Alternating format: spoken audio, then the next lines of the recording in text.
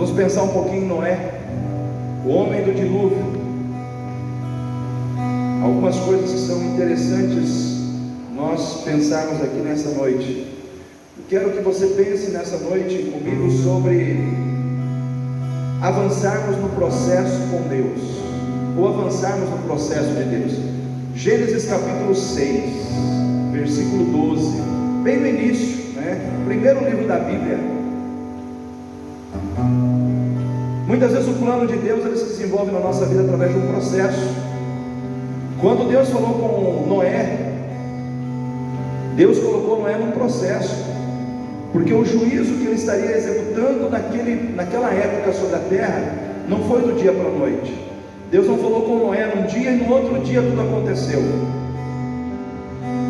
Demorou anos.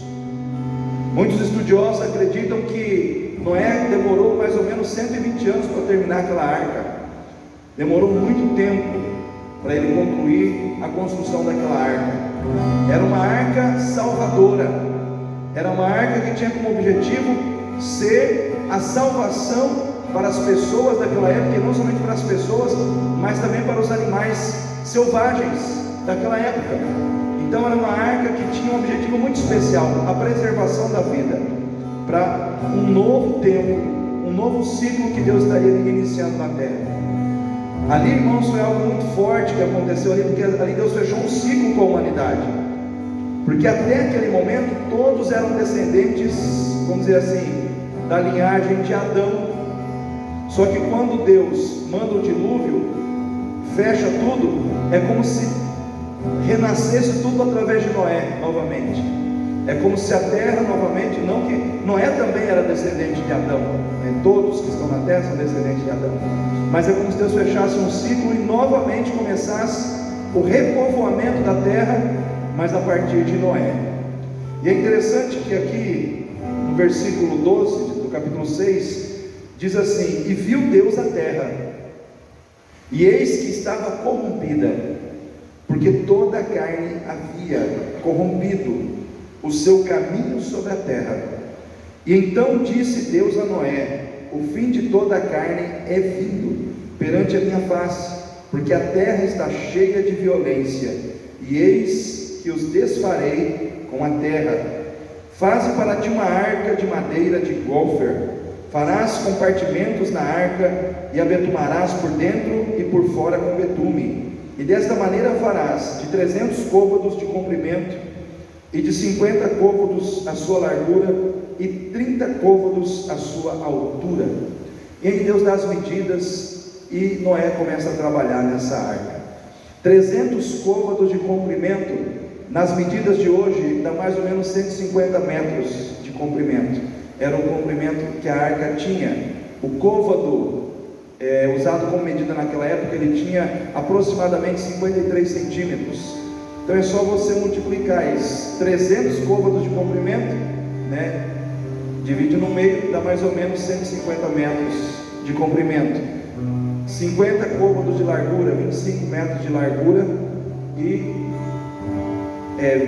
30 côvados de altura, mais ou menos 15 metros de altura. E a arca tinha 3 andares, Então não era uma arca qualquer, era uma arca grande, para caber toda a família de Noé e os casais dos animais, do céu, da terra, enfim, ele tinha essa missão. E eu penso que ali houve um processo que Deus iniciou na vida de Noé para uma restauração na terra. E aí eu coloco para mim e para você algo para nós pensarmos hoje, porque nós também estamos caminhando dentro de um processo com Deus, um processo que vai terminar na eternidade, um processo dentro do qual nós nos encontramos hoje debaixo da graça, e a arca hoje é a graça de Deus manifesta a nós através do seu Filho Jesus. Quem está dentro da graça está dentro da arca.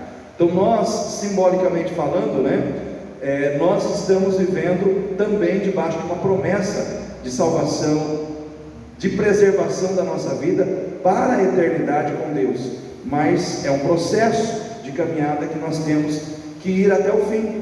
É um processo de caminhada que também depende de nós caminharmos com o Senhor.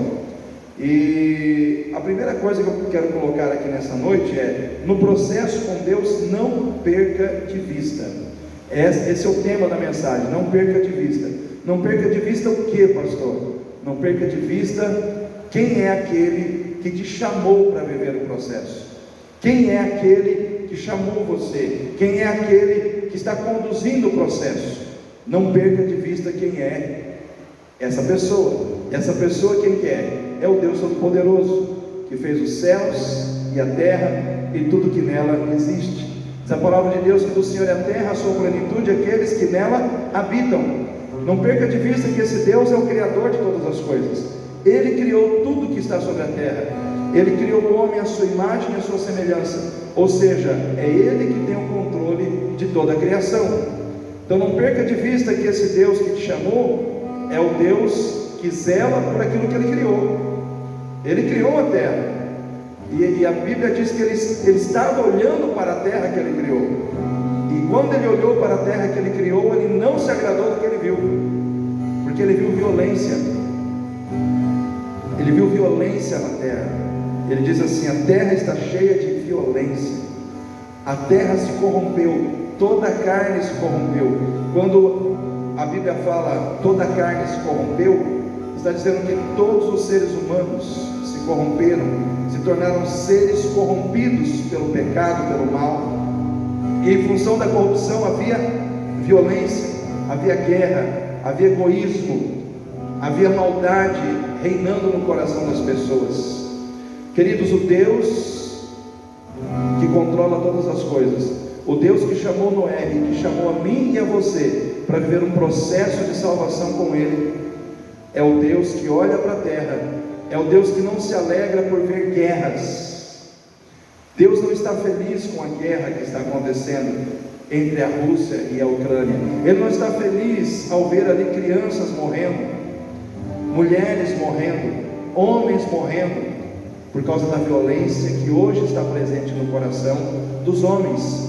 Naquela época havia muita violência, as pessoas se matavam, se feriam por qualquer motivo. E hoje nós caminhamos num tempo onde a violência, a guerra também faz parte da nossa realidade. Então eu fico pensando ali na Ucrânia, naquele ambiente de guerra, de violência, irmãos, como que Deus está olhando essa situação? Porque Ele continua olhando para a terra, Ele continua com os seus olhos atentos para tudo que está acontecendo sobre a terra. E Deus ele não fica feliz, Ele não se agrada quando Ele olha para o homem e Ele vê no homem violência, Ele vê no homem maldade, Ele vê no homem corrupção. Por quê? Porque essas coisas envergonham o homem, essas coisas humilham o homem, essas coisas destroem o caráter do homem, essas coisas destroem a vida do homem, que foi criado à sua imagem e à sua semelhança. Nós somos criados à imagem e à semelhança de um Deus bom, amém, irmãos? Nós somos criados à imagem e à semelhança de um Deus que é amor. Nós somos criados à imagem e à semelhança de um Deus que é santo.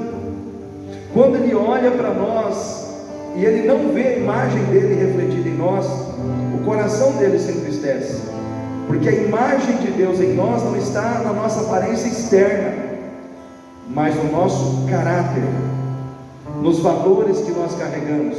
Deus nunca fez questão de revelar a sua imagem física. Não existe um retrato de Deus. Se você achar um retrato de Deus aí, pode saber que é mentira. Não tem. Deus nunca quis revelar a sua imagem física, externa, mas Ele sempre revelou a imagem do seu caráter, do seu espírito. E essa imagem que Ele espera em ver em nós. Então quando Ele olha para a terra e Ele vê o homem corrompido, Ele vê o homem matando o próprio homem, Ele vê o homem perseguindo o próprio homem, Ele vê a morte, Ele vê tudo isso acontecendo, e o pecado reinando na vida do homem, Ele não fica passivo. Deus não fica passivo. Ele permite as coisas acontecerem, porque Ele é um Deus que dá liberdade. Ele é um Deus que dá corda ao ser humano. para que o homem exercite a sua liberdade dentro daquilo que lhe foi dado, dentro daquilo que lhe foi confiado. Mas chega uma hora em que Deus diz: agora eu vou entrar com juízo. E foi isso que aconteceu na época de Noé. A iniquidade cresceu de uma maneira tão grande que Deus não teve outra alternativa a não ser julgar a terra. Foi o primeiro julgamento da terra, foi esse. Foi o julgamento com água, através do dilúvio. E é interessante que depois que o dilúvio passa, as águas abaixam e a vida começa a se desenvolver de novo, o Senhor faz uma promessa a Noé: eu nunca mais estabelecerei juízo sobre a terra com água, e como sinal disso eu colocarei no céu. O que Deus colocou no céu, irmãos? O arco-íris, né? Então o arco-íris, ele está na Bíblia. O arco-íris, ele faz parte de uma promessa de Deus, como um sinal do céu, para que Noé soubesse que ele não faria mais aquilo novamente, da maneira como foi feito. Mas não perca de vista quem é o Deus que você serve. Ele é um Deus amoroso, Ele é um Deus bondoso, Ele é um Deus longânimo, mas Ele é um Deus que julga a maldade, Ele é um Deus que julga o pecado, Ele é um Deus que não compactua com o erro, Ele é um Deus que não se conforma em ver o homem vivendo no pecado. Ele age para julgar o pecado, mas Ele também age para salvar aqueles que são dele. Ele julga o pecado, porque Ele tem que julgar. Ele destrói o pecado, porque Ele tem que destruir o pecado. Mas Ele, no meio de toda essa confusão, Ele sabe salvar, Ele sabe resgatar aqueles a quem Ele ama, aqueles com quem Ele quer ter uma aliança. Então, na época de Noé, Ele fez uma aliança com Noé através da arca. Hoje Ele faz uma aliança comigo e com você através do sangue de Jesus. Então nós estamos aliançados com Deus. Então, no meio da guerra, no meio da violência, no meio da peste, no meio do cenário de destruição que possa ser criado à nossa volta, nós estamos guardados por Deus, nós estamos seguros nas mãos de Deus. Ele nos protege, Ele nos garante proteção, Ele nos garante vitória. A arca da nossa salvação não é uma arca feita por mãos humanas. A arca da nossa salvação é a graça de Deus em Cristo Jesus. Essa graça, ela te cerca como muros intransponíveis. Você está guardado em meio à guerra. Amém? Você está guardado em meio à guerra. Por quê? Porque já existe uma proteção criada, gerada por Deus para te abençoar. Não esqueça, não perca de vista quem é esse Deus. Esse Deus é aquele que cumpre a sua palavra. Amém? Deus cumpre a palavra dele, irmãos. Ele falou para Noé que havia um dilúvio e veio dilúvio. O que ele fala para a nossa geração hoje? Ele fala muitas coisas que nós precisamos atentar. Ele fala que o amor de muitos se esfriaria, sim ou não? Ele também fala que haveria guerras, rumores de guerras em muitos lugares, sim ou não? E que necessário era que isso acontecesse. Mas ele também diz que ele iria voltar para levar a sua igreja. Aí eu digo para você, nós que somos dessa geração, nós temos que acreditar na fidelidade do nosso Deus. Não perca de vista que o Deus que você serve, Ele é fiel, Ele cumpre a sua palavra. Passarão os céus e a terra, mas as minhas palavras não hão de passar. O Senhor diz: as minhas palavras não passarão, porque Ele zela para cumprir a sua palavra. Isso tem que trazer temor no nosso coração, irmãos. Quando a gente olha para esse cenário de guerra lá, quando a gente olha para tudo que está acontecendo, a gente tem que olhar para toda essa situação com temor, dizer: realmente, o que Deus disse está acontecendo. Eu preciso me preparar para o grande dia. Eu preciso me preparar para o grande dia. Eu preciso levar mais a sério santidade. Eu preciso levar mais a sério consertar as coisas com Deus que precisam ser consertadas. Eu preciso levar mais a sério essa questão de servir ao Senhor mais do que servir a mim mesmo. Porque se Deus, Ele se revela a mim e a você, mostrando para cada um de nós o que Ele gosta, o que Ele não gosta, o que Ele aprova, o que Ele não aprova. Ele está nos dando deixas para que nós possamos entender a melhor maneira de nós nos relacionarmos com Ele. Ele está nos dando toda a visão de como nós podemos ter um relacionamento abençoado com Ele, porque Ele mostra para nós o que Ele gosta, o que Ele não gosta, o que Ele aprova, o que Ele não aprova, dizendo: olha, você só não tem um relacionamento bom comigo se você não quiser, porque eu estou mostrando para você como você pode viver isso. E é isso que o Senhor faz conosco. Foi isso que Ele fez com Noé. Ele mostrou para Noé tudo o que Ele esperava de Noé, e Noé fez tudo o que Deus esperava que ele fizesse, e lá na frente ele foi recompensado. Da mesma maneira acontece comigo e com você, dentro dessa relação que nós temos com Deus. Não perca a visão de quem é o Deus que te chamou. Ele não gosta de prostituição, Ele não gosta de violência, Ele não gosta de corrupção, Ele não gosta de mentira, Ele não gosta de injustiça. Então, se Ele não gosta dessas coisas, eu e você também não podemos gostar. Amém, igreja? Não fica mais fácil a gente entender como se relacionar com Deus? Lá no livro de Efésios diz assim: não deis lugar ao diabo. Não deis lugar ao diabo. Aquele que mentia, não minta mais. Aquele que roubava, não roube mais. Antes, com as suas mãos, trabalhe fazendo aquilo que é útil para o seu próprio sustento, para ter também o que repartir com os outros, né? Aí ele diz assim: não entristeçais o Espírito Santo. Tire do seu coração toda ira, toda mágoa, toda maledicência, toda gritaria, né? Então o Senhor vai falando para nós assim: olha, é fácil ter um relacionamento comigo, é só você entender que eu sou fiel para cumprir a minha palavra, e através dela eu me revelo a vocês. Através da minha palavra eu me exponho, eu revelo o meu coração, eu revelo quem eu sou. E se você levar a sério a minha palavra, eu te guardarei, eu te protegerei, eu te honrarei. Nós, queridos, em Cristo temos essa condição. Segundo, no processo com Deus, não perca de vista o alvo, se envolvendo com distrações no meio do caminho. Queridos, em todo o processo, em toda a caminhada, existem distrações, sim ou não? O alvo de Noé era a salvação da família dele, a salvação dos animais. Ele tinha um alvo, ele tinha que trabalhar em prol daquele alvo, ele não podia perder o foco, ele não podia se desviar ou perder tempo com distrações. Cuidado com as distrações que são colocadas no seu caminho.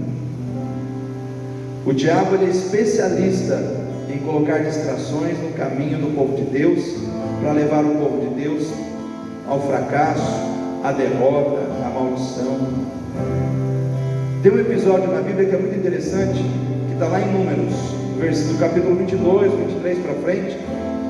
Fala que Balaque, rei dos Moabitas, ele chama Balaão para amaldiçoar o povo de Deus. E aí Balaão vai com Balaque, mas só que ele diz assim: tudo que Deus me mandar dizer, eu direi. Eu não posso ir além daquilo que Deus me mandar fazer. E aí o que aconteceu? Balaão foi com Balaque. E aí o povo estava passando lá embaixo, e eles estavam lá em cima no monte. E aí, na hora que Balaão ia amaldiçoar o povo, Deus não deixava. Aí Balaão tinha que abençoar o povo. E isso foi várias, não sei se foi 4 ou 5 vezes. E Balaque ficou irado com Balaão, falou: eu te trouxe aqui, te prometi dinheiro, riqueza para você amaldiçoar esse povo, e até agora você só abençoa. Ele falou: mas Deus não deixa eu amaldiçoar. Deus não deixava Balaão amaldiçoar o povo. Só que olha só o que aconteceu. O coração de Balaão, ele ficou ganancioso pelo que foi oferecido para ele pelo rei de Moabe. E aí o que aconteceu? Ele não amaldiçoou o povo, mas ele deu uma dica de como a maldição poderia entrar na vida do povo de Deus. Ele disse: mande as mulheres moabitas irem ter relações com eles. O que aconteceu? O rei de Moabe mandou as mulheres de Moabe descerem no acampamento dos soldados, e ali eles tiveram relações, e aqueles soldados se envolveram tanto com aquelas mulheres, que eles começaram a adorar Baal e a oferecer sacrifícios a Baal. O que aconteceu? A maldição entrou no acampamento.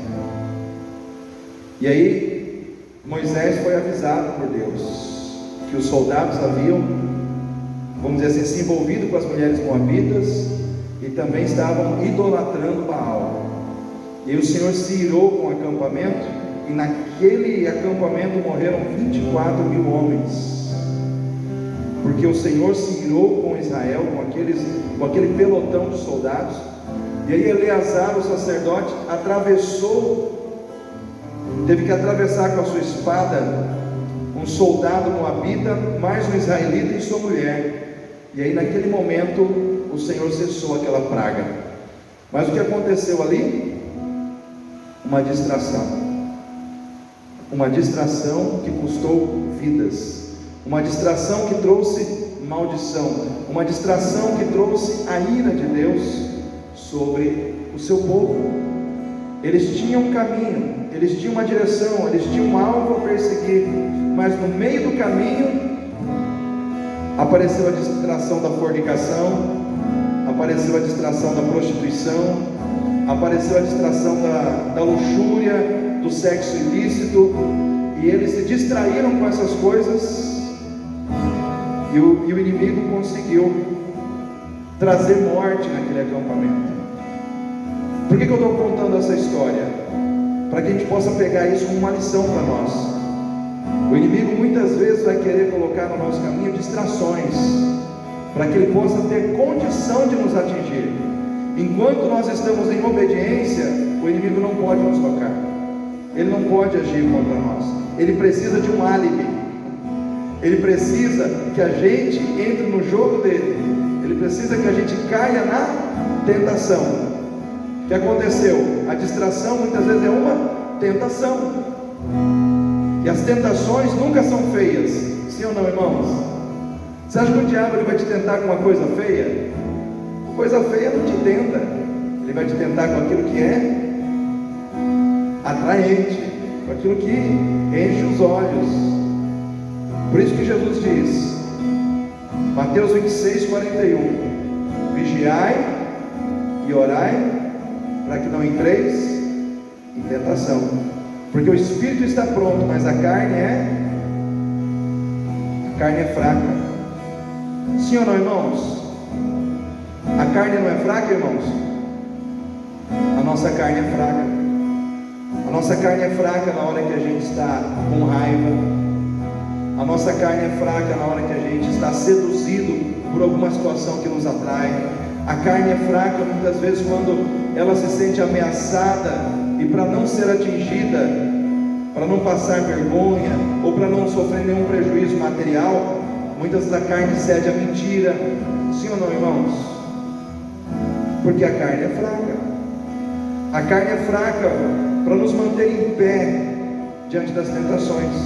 Por isso nós precisamos fortalecer o nosso espírito. Então não perca de vista o alvo, perdendo tempo com distrações. Qualquer situação que for colocada no seu caminho, que vai te desviar, ou que vai levar você a ter uma consciência pesada diante de Deus, você deve eliminar do seu caminho.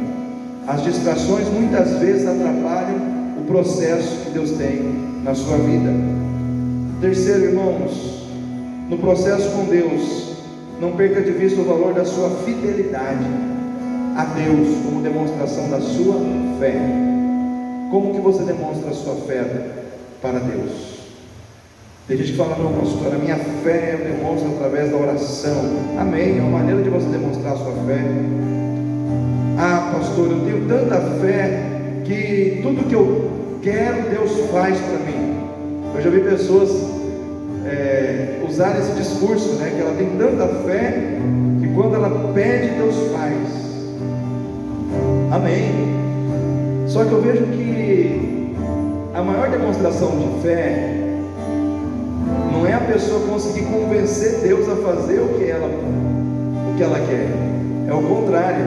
A maior demonstração de fé é nós fazermos o que Deus quer. Não é nós convencermos Deus a fazer o que nós queremos, mas nós temos um coração cada vez mais comprometido em fazer o que Deus quer que nós façamos. Isso é fidelidade. A maior obra da fé, na minha opinião, é a fidelidade no coração do crente. E quando nós temos fidelidade para com Deus, as coisas acontecem naturalmente. Antes do sucesso, antes do milagre, antes do agir sobrenatural de Deus, antes do cumprimento da promessa, que tudo isso é parte da ação de Deus, precisa ter a fidelidade daquele que serve a Deus. Eu e você precisamos ser fiéis a Deus, para que nós possamos ver a promessa se cumprir na nossa vida. Muitas vezes Deus precisa da nossa fidelidade, para que Ele possa fazer as coisas acontecerem.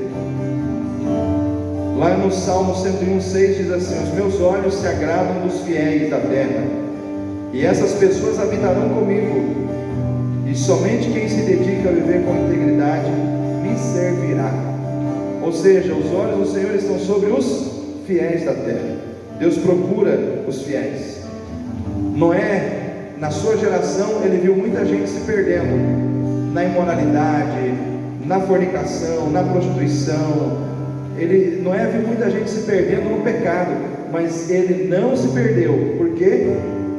Por causa da sua fidelidade.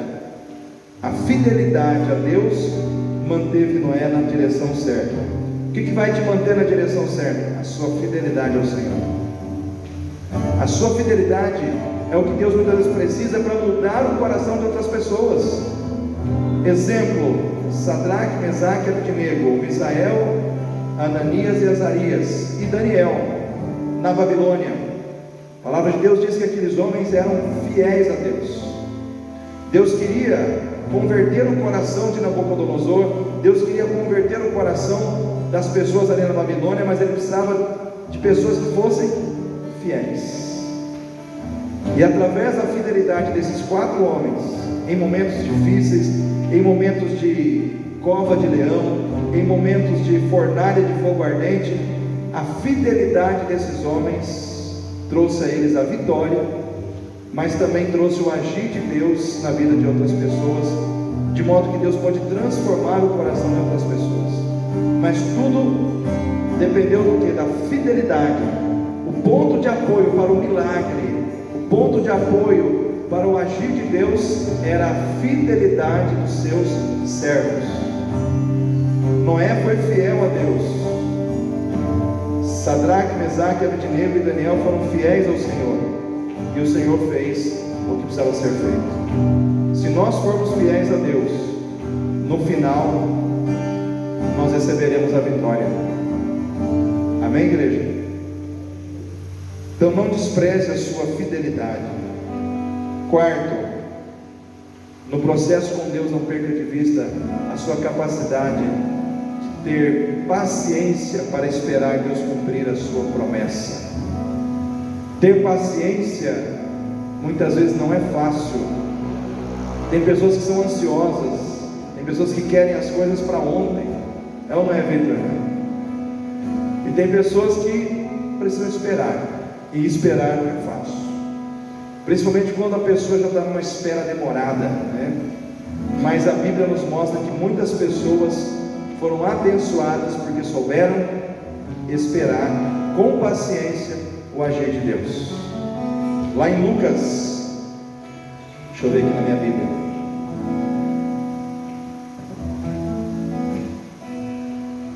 Lucas 13:10, fala da mulher curvada, 18 anos curvada, mas ela estava no templo, adorando a Deus, buscando ao Senhor, perseverando em buscar a Deus, perseverando em crer no Senhor, e a sua perseverança foi coroada com vitória. Ela recebeu a cura, depois de 18 anos esperando. Havia um homem no tanque de Betesda, está lá no Evangelho de João, 38 anos paralítico, mas ele não deixava de esperar pela cura. até o momento que o Senhor Jesus o visitou e ele foi curado. Assim aconteceram com essas pessoas, assim acontece conosco. Nós temos que ter paciência para esperar. Noé esperou o tempo que foi necessário, mas Deus cumpriu a sua promessa. Então não fique ansioso, não deixe as circunstâncias colocarem no seu coração ansiedade, não deixe a demora colocar no seu coração a dúvida de que Deus não vai fazer. Deus é poderoso para fazer abundantemente além daquilo que pedimos ou daquilo que pensamos. Então eu quero deixar essa palavra no seu coração nessa noite, para que você pense no seu processo com Deus. Todos nós temos um processo com o Senhor. Noé teve o processo de construir aquela arca. Nós estamos construindo uma vida íntegra, uma vida de adoração a Deus em Cristo Jesus. E o processo nosso é manter a construção da nossa vida, colocando a nossa vida diante de Deus, deixando o Senhor moldar a nossa vida através da sua palavra. Nós estamos em construção.